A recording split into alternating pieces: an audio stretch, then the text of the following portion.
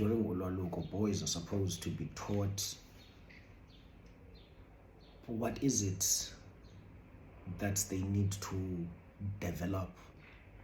What is it? What qualities do they need to, start working on, to equip them in becoming good men, in becoming, you know, respectable men with respect, in becoming, men of integrity, in becoming honest men. This is what we are supposed to learn in seclusion. But, we all see the reality in the quality of men that do come back from ulwaluko. And we see reports, media reports in the news and on social media, boys getting raped by ingcibi or amakhankatha, boys dying, EBB getting mutilated,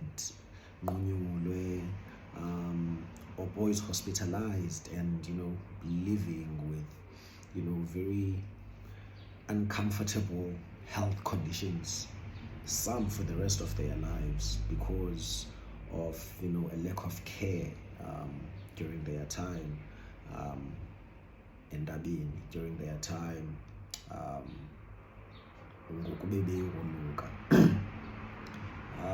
and also there is this big culture shock.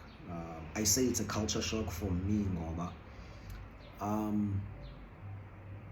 based on what I know, what elders have told me, what historiographers have told me about Xhosa culture, it is not in any part of our culture. It is not a part of Xhosa culture in any way, shape or form to use alcohol as part of amasiko at all.